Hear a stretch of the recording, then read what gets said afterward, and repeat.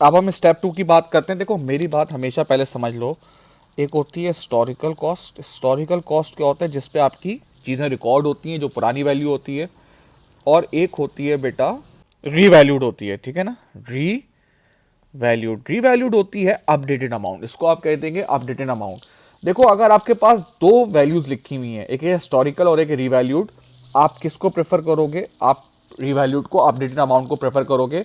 और अगर रीवैल्यूड नहीं दी हुई तो फिर आप जाओगे हिस्टोरिकल की तरफ, ठीक है ना। देखो मेरी बात सुनो, अगर मैंने एक प्रॉपर्टी खरीदी है 10 साल पहले 2 करोड़ की, और आज अगर मैं इसको सेल करने जा रहा हूं, तो मुझे एक बात बताओ बेटा, मैं 2 साल पुरानी वैल्यू को देखूंगा या आज की वैल्यू को देखूंगा? सर आप आज की वैल्यू को देखेंगे। तो हमेशा याद रखो कि जब भी आपके पास दो वैल्यूज दी हुई होंगी ना, तो आप रीवैल्यूड अमाउंट को देखेंगे। पहली बात तो ये समझ लिया।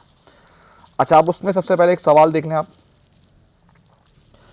ये आपके पास एक सवाल आ गया, ठीक है भाई।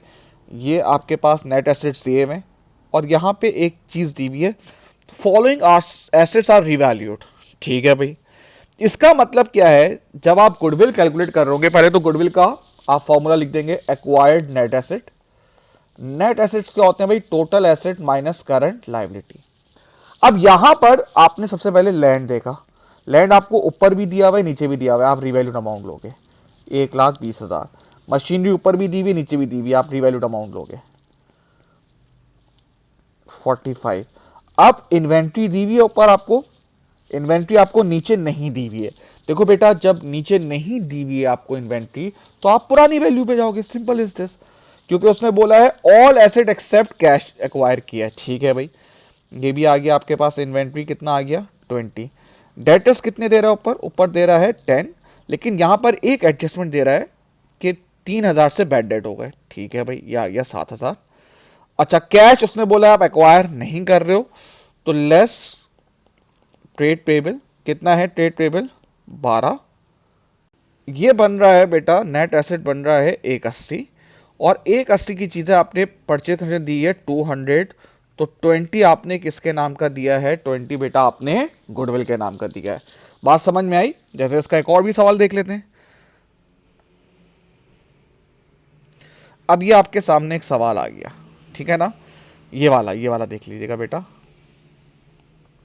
ये सारे एसेट्स दिए मैं आपको, रीवैल्यूड लैंड का दिया हुआ है आपको। चले भाई, एक तो लैंड रीवैल्यू के देखें 180, ठीक है भाई।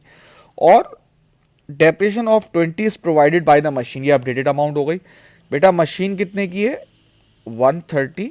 इसमें कोई एक एडजस्टमेंट दी हुई है 20, ये आप, इसका मतलब होता है ये अपडेटेड, ये जो है वो ये डिसाइड हुआ है। उसने कहा होगा कि मेरी मशीन की वैल्यू 31 है, तो ये गए देखने उसमें, भाई ये मशीन 31 की नहीं है भाई, ये तो बड़ा पुरानी लग रही है, 20,000 इसको और डेप्रिशिएट करके देखा हो, इस तरह से हुआ होगा, तो ये अपडेटेड अमाउंट आपकी बन गई। फिर उसने इक्विपमेंट,